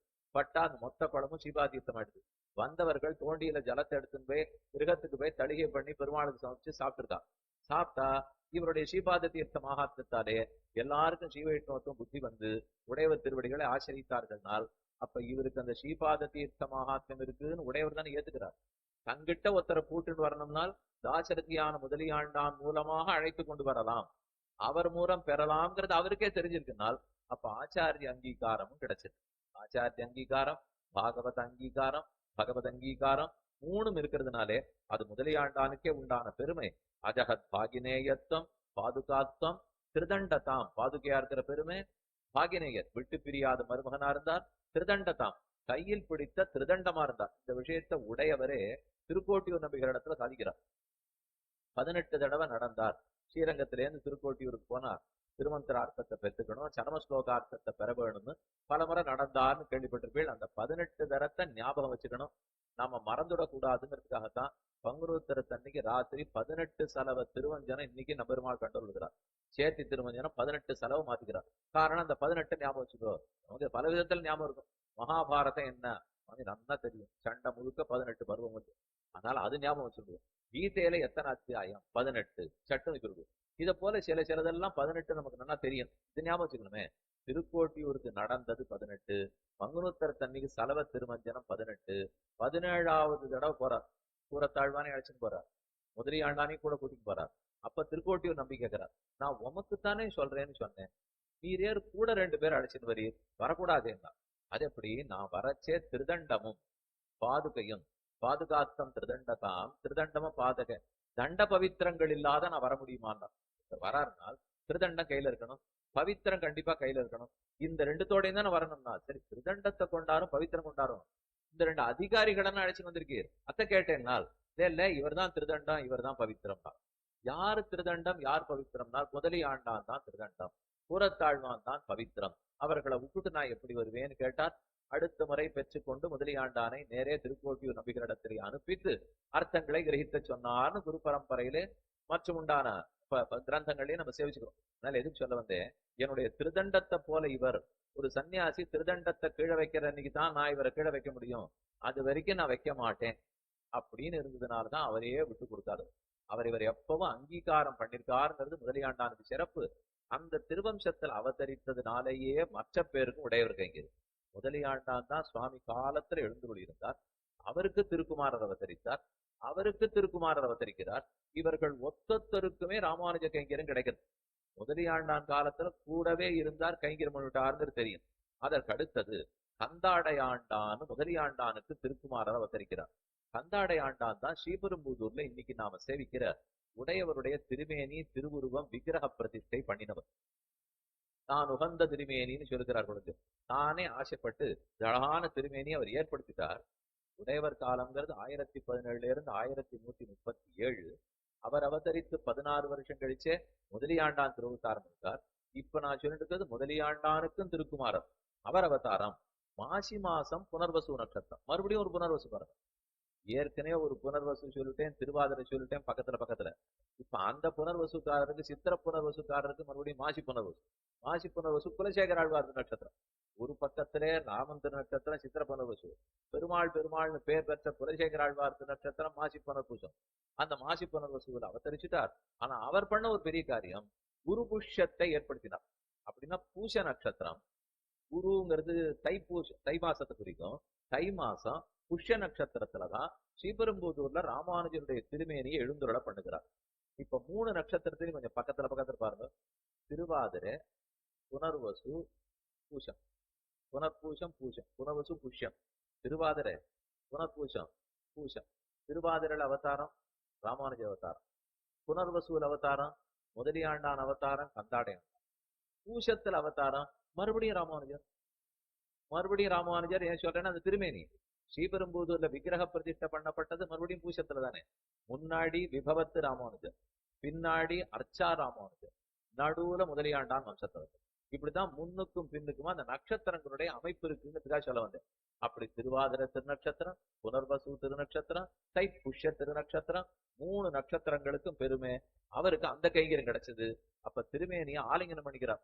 இந்த திருமேனி ஏறுதலை பண்ணி இதைத்தான் பிரதிஷ்டை பண்ண போறோம்னு சொல்லிச்சு. உடையவரே அந்த திருமேனி ஆலிங்கனம் பண்ணிட்டு நாமவே இருக்கட்டும், எல்லாரும் இதை சேவிச்சு முக்தி பெறட்டும் என்று அவர் ஏற்படுத்தி வச்சிருக்காருன்னா அது எவ்வளவு பெரிய வைபவம். இது 2வது கந்தாடையாண்டானு கிடைச்சது. அதுக்கப்புறம் அந்த சுவாமிக்கு திருக்குமார் அவதரித்தார், பச்சவாரண பெருமாள் அப்படின்னு அவருக்கு திருநாமம். கந்தாடை தோழப்பர்ங்கிற பெரும் அவரு தான். துண்ணு புகழ் கந்தாட தோழப்பர் சமூகப்பால் என்ன உலகாரியனோ, நம்பிள்ளைக்கு முதல்ல லோகாச்சாரியங்கிற பட்டத்தை கொடுத்து அவர் புகழ உலகத்துக்கெல்லாம் பரப்பியவரே அந்த சுவாமி. இப்படி ஒவ்வொரு இடத்திலேயும் ராமானுஜ அனுகிரகம், ஆச்சாரிய கைங்கரியம் அப்படின்னு அந்த வம்சத்தவர்களுக்கு விடாமல் இருக்க, அந்த வம்சத்துலதான் வரதநாராயண குரு என்று பேர் பெற்ற அண்ணன் சுவாமி திருவதாரம் பண்ணுகிறார். 1389 புரட்டாசி மாசத்தில் பூரட்டாதி நட்சத்திரத்திலே சுவாமியுடைய அவதாரம். சகல வேதாந்த சாரார்த்த பூர்ணாசயம் விபுல வாகூல கோத்ரோத்பவானாம் வரம் ருச்சிர தியாமாதிரி யோகீந்திர பாதாசிரயம் வரதராஜ அதாவது வரதநாராயணம் மத்குரும் சம்சய அவரை பற்றுகிறேங்கிறது தனியனுடைய அர்த்தம் என்னன்னு முன்னமே விண்ணப்பிச்சுட்டேன். மணவாள மாமனுடைய காலம் 1370-71 1443.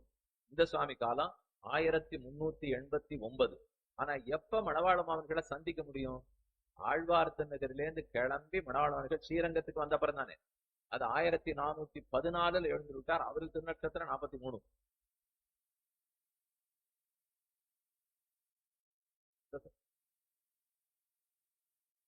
அந்த சமயத்துல அண்ணன் சுவாமி தன்னுடைய திருமாளிகை எழுந்துள்ளிருந்தார். ஸ்ரீரங்கத்துல கீழ சித்திர வீதியிலே முதலியாண்டானுக்கு கூரத்தாழ்வான் திருமாளிகைக்கு தெற்கு பக்கத்திலே திருமாளிகை ஏற்படுத்தி உடையவர் இருக்க வச்சிருக்கார். இன்னைக்கு கூரத்தாழ்வான் திருமாளிகை உங்களுக்கு தெரியும். எதிர்த்த மாதிரி பெரிய நபிகளுடைய திருமாளிகை தெரியும். அதற்கு பக்கத்துல முதலியாண்டானுக்கு இடம் இருக்கட்டும் அப்படின்னு பார்த்து ஏற்படுத்தி வச்சிருந்தா. இது ஒரு வீதி பின்னாடி. அதுக்கப்புறம் அண்ணன் சுவாமிக்கு ஒரு வீதி இன்னும் அருகாமையிலே கூட்டி கொண்டு வந்து பல்லவராயன் மட்டத்துக்கு பக்கத்திலேயே உங்களுக்கு திருமாளிகை இருக்கட்டும் அப்படின்னு சுவாமி மணவாள மாமனிகள் தன் மட்டத்துக்கு பக்கத்தில் வரதநாராயண குருவுக்கு திருமாளிகை ஏற்பாடு பண்ணி அந்த இடத்துல எழுந்துருள பண்ணுகிறார். எப்ப இவரை யார் பற்றினார்? இவர்களோ முதலியாண்டானுடைய வம்சத்தவர்களா இருக்கார். இவரோ தெற்கு கோடியிலிருந்து திருவாய்மொழி புனையனுடைய ஸ்ரீரங்கத்துக்கு வந்து சேர்ந்துட்டார். அப்ப இவருக்கு அவருக்கு எப்படி சம்பந்தம் ஏற்படும்? இவரா போய் அவரை பச்சுட்டாரா இல்ல இவருக்கு யாரான செய்தி கொடுத்தார்களா? வரதநாராயண குருன்னு அண்ணன் சுவாமி எப்படி மணவாள மாமனிகளை பற்றினார்? அவருடைய அட்டதிக்கஜங்களுக்குள்ள ஒருத்தராக எப்படி ஆனார்? அந்த இடத்துலதான் பரகத ஸ்வீகாரத்தை நன்னா புரிஞ்சுக்கணும்.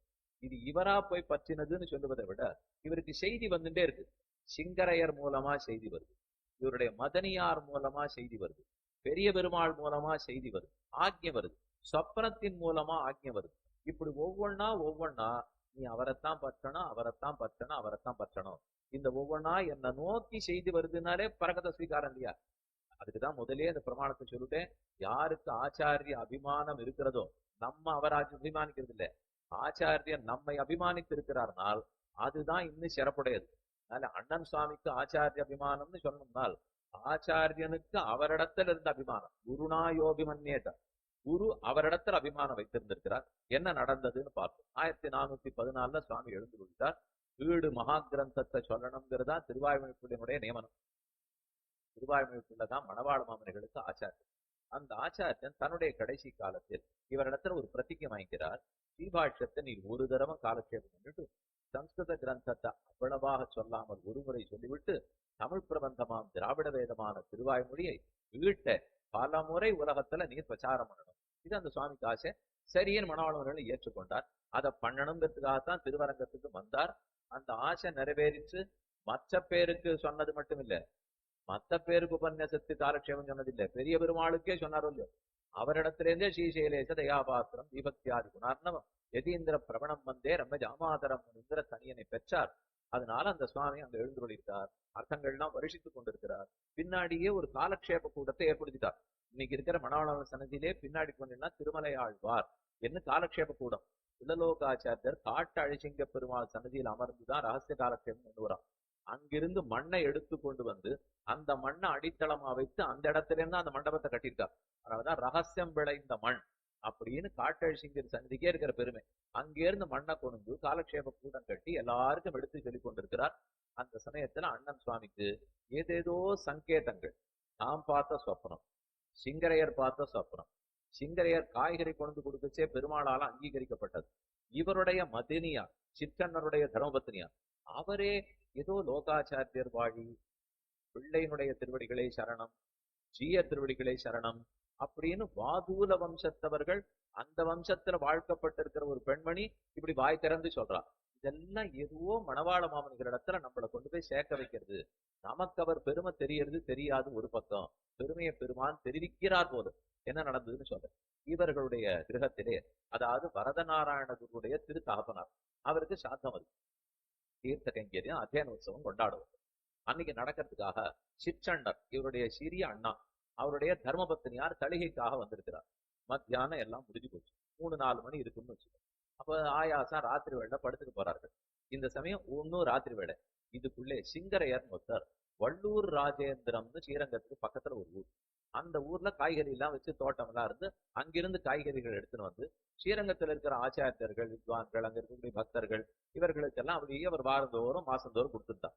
அப்படி ஒரு மாசம் இங்க வந்திருக்கச்சே ஒரு சுவாமி அவரை பார்த்து, மணவாள மாமனிகள் மட்டத்தில் எழுந்துள்ளிருக்கார், அவருக்கு கொண்டு போய் நீ காய்கறி சமர்ப்பிக்க கூடாதோ?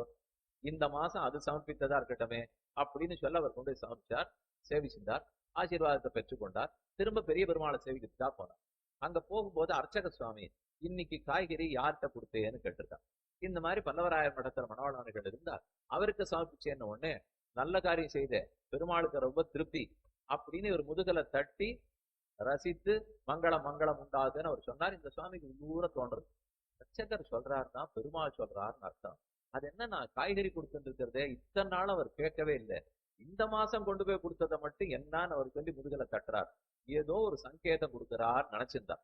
அத்த நினைத்து கொண்டே வெளியில வந்தார். வெளியில வந்த உடனே ஏதோ ஒரு சத்தம், அமானுஷமான சத்தம் கேட்கறது. இவனை மல்லு கட்டி பிடி, இவனை பிடி பிடி பிடினா எங்க பிடினார், கொண்டு போய் பெரிய ஜீர் இடத்துல சேர்க்கணும், இவனை பிடி அப்படிங்கிறாப்புல ஓரி கேட்கவோ நம்ம போய் அவர் ஆசிரிக்க சொல்றாப்புக்கு பெரிய பெருமாளுடைய அனுகிரகம் அபிமானம் இன்னைக்கு நம்ம கிடைக்கிறது. எப்போ இவருக்கு காய்கறி கொடுத்ததுனால இந்த பேரு கிடைச்சதோ திரும்ப போய் ஒரு தரம் அவருக்கு நன்றி சொல்லிட்டு போகணும் அப்படின்னு மணவாளர் மடத்துக்கு திரும்பி வருகிறார். வந்து அவரிடத்துல இதெல்லாத்தையும் விண்ணப்பிச்சுட்டார். தேவரீருக்கு காய்கறி கொடுத்த பாக்கியம் உம்மால பெரிய பெருமாள் என்ன ரொம்ப இன்னைக்கு அனுகிரகிச்சார் அப்படின்னு சொல்லிவிட்டு சென்றார். அந்த சிங்கரையருக்கே சொப்பனம் அன்னைக்கு ராத்திரி. இதெல்லாம் முன்னாடி நடந்த சரித்திரம். இந்த சரித்திரத்தை அண்ணன் சுவாமி திருமாளிகையில அவர் வீட்டு திருநேல உட்காந்து அவர் கேட்க கேட்க இந்த சரித்திரத்தை எல்லாம் சிங்கரையர் இவருக்கு எடுத்து சொல்லிட்டு இருக்கார். அன்னைக்கு ராத்திரி நான் படுத்து தூங்கினேன். அப்ப பெரிய பெருமாள் சொப்பனத்துல வந்தார். தான் எந்த ஆதிசேஷன்ல படுத்துட்டு இருக்காரோ, இருளிரிய சுடர்மணிகள் இமைக்கும் நெத்தி இனத்துத்தி அணிபணம் ஆயிரங்கள் ஆர்ந்த அரவரச பெருஞ்சோதி அனந்தனென்னும் அணிவிளங்கும் உயர்வெள்ளை அணையை மேவி திருவரங்க பெருநகருள் தென்னீர் பொன்னி திரைக்கையால் அடிவருள பள்ளி கொள்ளும் கருமணியை கோமளத்தை கண்டுகொண்டு என் கண்ணினர்கள் என்னுகளோ கலித்தினாலேன்னு குலசேகராழ்வாருடைய பெருமாள் திருமணி முதல் பாசம். அங்க சொல்லச்சே அரவரச பெருஞ்சோதி அனந்தன் ஆதிசேஷனை கொண்டாடுறாரா, அந்த ஆதிசேஷ படுக்கையில தானே பெரிய பெருமாள் சேனிச்சிருப்பார். அதை அப்படி தன் கையால தட்டி காட்டினார். வெளுத்த ஆதிசேஷன் இவர் சொப்பனத்துல பார்த்துட்டு இருக்கார். அவர் கையால தட்டுறார். இவர் தான் ஆதிசேஷன், இவர் தான் பெரிய ஜீவர், இவரைத்தான் பற்ற சொல்றேன், இவரே தான் ராமானுஜரா அவதரித்தார், இவர் தான் பெரிய ஜீயரா இருக்கார், நீ இவரையே ஆசிரியும்னா மூணாவது சங்கேதம் வந்துடும். முதல்ல அர்ச்சகர் சொன்னார், அடுத்து மல்லு கட்டு புடின்னு ஒருத்தர் சொன்னார், மூணாவது ராத்திரி வெள்ள சொப்னத்தினையும் சொல்றார். சரி, இதெல்லாம் சிங்கரே இருக்கு. இப்ப வரதநாராயண குரு பத்தி சொல்லல, அவர்கிட்ட இந்த சரித்திரத்தை எல்லாம் சொல்லிட்டு இருக்கா. இத போலத்தான் எனக்கு திரும்ப திரும்ப கிடைச்சது. இது ஒரு பக்கம் இவர்கிட்ட கேட்டாரா, ராத்திரி படுக்க போகும்போது 6 தளிகைக்காக வந்திருந்தாரோ அந்த மதனியார்னா அண்ணனுடைய தர்மபத்தினி மதனியார், அவர் கதைவல்லாத்தையும் சாப்பிட்டுட்டு ராத்திரி படுக்க போற சமயத்துக்கு நாம பெருமாள் திருவடிகளே சரணம், ஆச்சாரியன் திருவடிகளே சரணம்னு சொல்லிட்டு படுக்க போகுமோ இல்லையோ, அந்த வம்சத்துல அவதரித்தவரா இருந்தா யார் திருவடிகளேன்னு சொல்லியிருக்கணும், முதலியாண்டான் திருவடிகளே சரணம் தாராளமா சொல்லியிருக்கட்டும், இல்ல அவர் ஆச்சாரியன் திருவடிகளே சரணம் சொல்லியிருக்கட்டும். ஆனா அந்த அம்மையார் ராத்திரி கண் வெளியிலே திருநேரம் உட்காண்டிருக்கார்கள், நம்ம சொல்ல போறது அவ காதல விழுந்துடும் அப்படின்னு அந்த அம்மங்காருக்கு நினைவில்லை. அதனால அவரா சற்று உரத்த குறைது, தூர குரல்லதான் இருந்தாலும் வெளியில இருக்கிறவாளுக்கு காதல விழும்படிக்கு ஜீயர் திருவடிகளே சரணம், பிள்ளை திருவடிகளே சரணம், உலகாசிரியன் வாழி அப்படின்னு சொன்ன. இவர்கள் 6 நமக்கு தெரியுமே, ஜீயரை தெரியும், பிள்ளைய தெரியும், புலோகாச்சாரிய தெரியும், நம்மளைய தெரியும், எல்லாரையும் தெரியும். இது என்னது வாசல்ல இருக்கிறவாளுக்கு இது காதல விழுந்து நம்ம குலத்துல வந்த ஆச்சாரியர்கள் வாழி சரணம்னு சொல்லாமல் பெரிய ஜீயர் திருவடிகளே வாழின்னு இவர் சொல்லுகிறாரே, அப்ப ஆட்சியாருக்கு ஏதான ஜீயர்தான் ஆச்சாரியனா, அவருடைய திருவடி சம்பந்தம் கிடைச்சிருக்கா, அவர் அனுகிரகம் பெற்றிருக்கிறாரான்னு வெளியில இருக்கிற இவாளுக்கு சந்தேகம். ஒரு பக்கமானா சங்கேதங்கள் வெளியில இருந்து வந்துட்டே இருக்கு, இன்னொரு பக்கமானா திருமாளிகைக்குள்ளேயே இருக்கிற பெண்மணி கூறுகிறாள். இதெல்லாத்தையும் நாம தெளிவுபடுத்தி ஆகணும். தார் விடிஞ்சுது வரா, ராத்திரி முழுக்க குழப்பம், நமக்கெல்லாம் காசை எங்க வச்சிருக்கோமோ என்ன ஆயிடுமோன்னு குழப்பமா இருக்கும். அவருக்கு யாரை பற்றணும் என்ன சொல்றாளோ தெரியல. அதுதான் அவர்களுக்கு எப்போதுமே, நாங்களும் பற்றணும், அடியவர்களையும் பற்ற வைக்க வேணுமே. காலையில எழுந்த உடனே என்ன ஏதுன்னு விசாரிச்சு நேரம் மதனியார் இடத்துல போனார். அவரும் உண்மையை சொல்லிட்டார். இது என்ன மறைப்பதற்கு இருக்கிறது, அடியனுக்கு விசேஷமா மணவாளமாவர்கள் கட்டாட்சித்திருக்கிறார், உங்களுக்கு அந்த கட்டாட்சம் கிடைக்கணும்னு ஆசைப்படுறேன் அப்படின்னு அவளும் சொல்ல, ஒரு மகாலட்சுமியை முன்னிட்டு கொண்டு புருஷகாரம் பண்ணி எப்படி பெருமாளை பற்றுவோமோ அதே போல அண்ணன் சுவாமி வரதநாராயண குருவும் பெண்மணியான இந்த ஆய்ச்சியாரை முன்னிட்டு கொண்டு இவர் புருஷகாரம் பண்ண மணவாள மாமனிகள் திருவடியே போய் பற்றுகிறாருங்கிறது ஒரு பெண்மணிக்கு இந்த சம்பிரதாயத்துல கொடுத்திருக்கிற ஒரு பெரிய மதிப்பு. வாசல்ல போறவா யார் வேணா எத்த வேணா பேசிட்டுக்கலாமே தவிர, கதையை நீங்க சரித்திரத்தை படிச்சு பார்த்தீர்கள்னால் இவள் தான் அதுக்கு அச்சாரமே போட்டு கொடுத்தது. இவ பார்த்து நீங்க போய் அவர் ஆசிரியங்கோ அப்படின்னு இவர்கள்லாம் வரா. இவர் உடனே ஓடுறார்.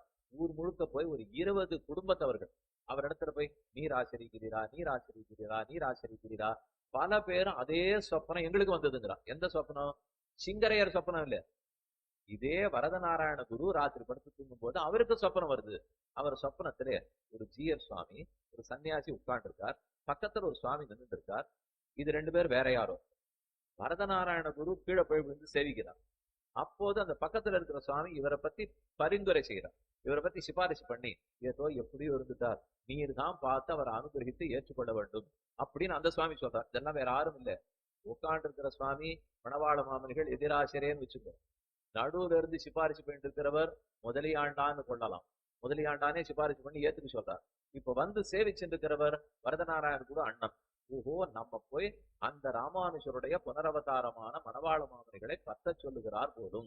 இதுதான் நமக்கு சொப்பனத்துல வந்திருக்கு. முதல்ல பெருமாள் வெளியார் மூலமா சொல்லி பார்ப்பார், கேட்டுட்டா சரி. இன்னும் சந்தேகம் இருந்தா நமக்கே சொல்லி பார்ப்பார், கேட்டுட்டா சரி. இல்ல தோல்ல தட்டி சொல்லுவார். சரி, இதெல்லாம் அவர் சொல்லிட்டு இருக்கிறதே, அவரே மோட்சம் கொடுத்துடக்கூடாதான்னா அதை மட்டும் பண்ண மாட்டார். அவர்கிட்ட இருக்கிற பெரிய ஆச்சரியம் என்னன்னா, இவர் அனுப்புவர், இவர் அனுப்புவர், இப்படி சொல்ல வைப்பார், அப்படி சொல்ல வைப்பார், பாட்டை கொடுப்பார், சொல்லார் தமிழ் 3 சுருதிகள் 4, வேதத்தை கொடுக்கிறார், இயற்தமிழ், இசைத்தமிழ், நாடகத்தமிழ், கோவில், குளம், உற்சவம், மண்டபம், பிராகாரம் எல்லாத்தையும் ஏற்படுத்தி நம்மளை பிடிச்சு அவர் பக்கம் தள்ளிண்டு வருவரே தவிர, இப்படி பிடிச்சு தூக்கின்னு போய் மோட்சத்துல உட்காத்தி வச்சுறேன்னால் அது மட்டும் பண்ண மாட்டான். அது நீதான் ஒத்துண்டு வரணும், நீ ஆச்சாரியனை பற்றித்தான் வந்தாக வேண்டும். இதுல ரொம்ப திருடமா இருக்கக்கூடிய ஒரு பெருமாள் இந்த உண்மையை நம்ம புரிஞ்சுக்கணும், ரகசியத்தை புரிஞ்சுக்கணும்னு கூட வச்சுக்கணும். இது தெரிஞ்சதுன்னா தான் நம்மால அவரை பற்ற முடியும். இல்லைன்னா நேரம் அவரை பார்த்து நீர் குடிப்பீரா, நீர் குடிப்பீரான்னு கேட்டுருந்தா கொடுக்க மாட்டார். ஞானம் அனுஷ்டானம் இவை நன்னாகவே உடையனான குருவை அடைந்த கால் மாநிலத்தில் தேனார் கமல திருமாமகள் கொடுனன் தானே வைகுந்தன் தரும். ஞானம் அனுஷ்டானம் இருக்கிற ஆச்சாரியனை பற்றிட்டோம்னால் பகவான் அதுவே பற்றாச்சாக கொடுத்துருவோம். அப்படி இல்லாமல் தன்குருவின் தாழினையில் அன்பொன் நிலாதான். அன்பு தன்பால் ஆச்சாரியனிடத்தில் அன்பு வைக்காமல் பகவானிடத்தில் அன்பு வச்சிருந்தாலும் விண்ணாடு தான் அளிக்க வேண்டியிறான் ஆதலார் நன்னாரவர்கள் திருநாடு. விண்ணாட்டை கொடுக்க வேண்டிய தேவை பெருமாளுக்கு இல்லையா, பகவானிடத்துல பரமபக்தியோட இருக்கான். நிறைய பேர் அப்படித்தான். உலகத்துல 99 விழுக்காடு ஜனங்கள் பக்தியோட தான் இருப்பா, பகவத் பக்தியோட இருப்பா. ஆனா ஆச்சாரிய பக்தியோட இருக்கிறது 1% இருந்தா அதிகமா இருக்கும். அது இந்த சீவையிட்ட சம்பிரதாயத்துல ஆணித்தரமா பதிஞ்சிருக்கிற விஷயம். அதை ராமானுஜர் தன் காலத்துல ஏற்படுத்தினார். பாகவதர்களை பற்றணும், ஆச்சாரியனை பற்ற வேண்டும். அது பற்றினால் ஒருவேளை நம்ம பெருமானிடத்துல நிறைய பக்தி இருக்கு, ஆச்சாரியன் யாருன்னு கேட்டா தெரியலேன்னு வச்சுக்கோ.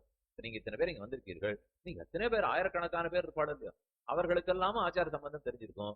இன்னும் 1,00,000 பேருக்கு தெரியாது. அப்ப ஆறு ஆச்சாரியன்னு கேட்டால் இப்பவும் சில பேர் இருக்கா, ராமானுஜர் எங்களுக்கு ஆச்சாரியன்வா. சரி, வாஸ்தவம், அந்த அளவுக்கு தெரிஞ்சிட்டாலும் அது வரைக்கும் சந்தோஷப்பட வேண்டியதுதான், பாராட்ட வேண்டியதுதான். ராமானுஜர் வாழ்ந்த 1000 வருஷம் ஆச்சு. இன்னைக்கு நீர் போய் அவரை எப்படி பிடிச்சிப்பீர்? அவர் ஆச்சாரியன்னு சொல்ற அளவுக்கு ரொம்ப திருப்தி தான். ஆனா அவரை போய் மாற பார்க்க முடியாதே, சேவிக்க முடியாதே, கைங்கரியம் பண்ண முடியாதுன்னா, ஆமா அதுதான் எனக்கு என்ன பண்றதுன்னு தெரியல, தவிச்சிருந்தேன் வா வாரும். அப்பதான் உனக்கு உண்மையே சொல்லி ஆகணும். அவர் அதுக்குன்னு ஒரு சங்கிலி தொடரா ஆச்சாரிய பரம்பரை ஏற்படுத்தி வச்சிருக்கார். அவருக்கு தெரியாதா நம்ம என்ன திண்டாட போறோம்னு சுவாமி தெரியாதா? அனைத்துலகும் வாழ பிறந்தவர். அவருக்கு அப்போது ஒரு சிந்தை செய்தேன்னு அமுதனார் சாதித்தார். அப்பப்ப எது தேவையோ இந்த உலகத்துக்கு அப்பப்ப செஞ்சிருக்கார். 74 சிம்மாசனாதிபதிகளை ஏற்படுத்தி வைத்து சங்கலி தொடர் போல அந்த குடும்பத்துல யாரெல்லாம் அவதரிக்கிறார்களோ, அல்லது அந்த மட்டத்துல ஆரெல்லாம் சன்னியாசாசிரமம் ஸ்வீகாரம் பண்ணிக்கிறார்களோ, அவர்களை ஒன் காலத்துல ஒன் தேசத்துல நீ பத்தினியானால் அந்த சங்கிலி மூலமா தொடர்பு ராமானுஜ சம்பிரதாயத்திலே இந்த சம்பந்தம் ஏற்பட்டு ராமானுஜர் மோட்சம் கொடுத்து விடுகிறார் ஏற்படுத்தினது. இல்ல இந்த வழிக்கு நான் போலேன்னு சொன்னால் பகவான் கொடுக்கணுங்கிற அவசியம் இல்லை. விண்ணாடு தானளிக்க வேண்டுகிறான் அதனால் நன்னாரவர்கள் திருநாடு. அதனாலதான் இவர் அண்ணன் சுவாமி நன்னா யோசிச்சு பரீசியா ஒத்தரையா போய் கேட்கிறார், வரேனே வரேனே, உமக்கு ராத்திரி வந்த சொப்பனம் தான் எங்களுக்கு வந்திருக்கு. அதே ஏத்தி புனரவதாரமான மணவாள மாமனிகளை பற்றணும் தான் நாங்களும் ஆசைப்படுறோம். எல்லாரும் கார்த்தால புறப்பட்டார்கள். காவேரியில தீர்த்தமாடினா மணவாளனுடைய மட்டத்தை நோக்கி வர, இதுக்குள்ள ஆய்ச்சியார் அந்த மட்டத்துல இருந்தது, இவெல்லாம் ஒழுங்கா வரணுமே, சுவாமியை பற்றணுமே அப்படின்னு உள்ளுக்கும் வெளிக்கும் அவர் போயிட்டு வரார். இவ வந்தான்னு தலை கண்ணப்பட்டது இல்லையோ, நேர மணவாளனை போய் சேவிச்சு வந்துட்டார்கள். இனிமே சுவாமியினுடைய அனுகிரகம் அவளுக்கு கிடைச்சிருந்தால் எல்லாரும் வந்து திருவடி தொழுது மணவாள மாமனிகளுடைய விவேகமான கட்டாட்சத்தை இத்தனை பேரும் பெற்று, அதுக்கப்புறம் சிறுகுடியூர் அண்ணன் சுவாமியை பிரார்த்தித்து அவரும் வந்து சேர்ந்து 120 திருநாமங்கள் வந்து மணவாளவர்களை ஆசிரியித்து அன்றிலிருந்து இன்னி வரைக்கும் ஆகான்னு வாழ்ந்து கொண்டிருக்கிற ஆச்சரியமான சம்பிரதாயம். ஏன் சொல்ல வந்தேன்னால், அவருக்கு பெருமானுடைய சங்கேதம், ஆச்சாரியர்களுடைய சங்கேதம், பாகவதர்களுடைய சங்கேதம் இதெல்லாம் கனமா வருது. அதனாலதான் குருனா யோபிமன்யேத, குருவாலே யார் அபிமானிக்கப்பட்டிருக்கிறாரோ அவருக்கு தான் சிறப்பு. அதுக்கப்புறம் கண்டிப்பா நம்ம குரு நடத்துல அபிமானம் வைக்கணும். சுவாமி அவர் என்ன நன்னா அபிமானிச்சிருக்கார், அது போறோம், நான் அவரை பாக்குறதே இல்லைன்னு கேட்டா, உபன்யாசம் நீர் தானே சொன்னீர், குருவால் அபிமானிக்கப்பட்டவருக்கு கிடைச்சிடும்னு. அப்ப நான் எதுக்கு அபிமானிக்கணும்? அப்படியா? இதுக்கப்புறம் அண்ணன் சுவாமி மடாளவர்களுக்கு எவ்வளவு கைங்கரியங்கள்லாம் பண்ணிருப்பார். ஸ்ரீரங்கஸ்ரீயை திருத்தி வளர்ப்பதற்காக எத்தனை கைங்கரியம். தென்னரங்கன் செல்வத்தை திருத்தி வைத்தார். பல்லாண்டுகள் எழுந்தருள் இருந்து தன்னுடைய திருக்குமாரர்களுக்கெல்லாம் அர்த்தங்களை வருஷித்து விட்டு இந்த சம்பிரதாயத்தை ரட்சித்து அந்த சுவாமியும் ஆச்சாரியனுடைய பதத்தை அடைந்தார்ங்கிறது சரித்திரம். இப்படியாக நாம பார்க்கும்போது இப்ப ஆச்சாரிய அபிமானம், பாகவதர்களுடைய அபிமானம், பகவானுடைய அபிமானம், இந்த மூணு தனக்கு இருந்தது ஒரு பக்கம், அந்த சுவாமியால் அங்கீகரிக்கப்பட்டார்ங்கிறது ஒரு பக்கம். இதுவே அந்த வரதநாராயண குருவுக்கே உண்டான ஏற்றம். ஆனா இவர்கள் எல்லாருமே எப்போ சொன்னது 1389 இருந்து ஒரு 65 வருஷம் தான் அந்த காலம் அவர்கள் தான். அதுல இருந்து 600 வருஷம் இப்போ ஓடிப்புச்சு. அந்த சுவாமி எழுந்தருள் இருந்து கிட்டத்தட்ட 635 வருஷம் அவர் அவதரித்தது அப்போ. அதுல இருந்து இத்தனை வருஷம் ஓடி போச்சு.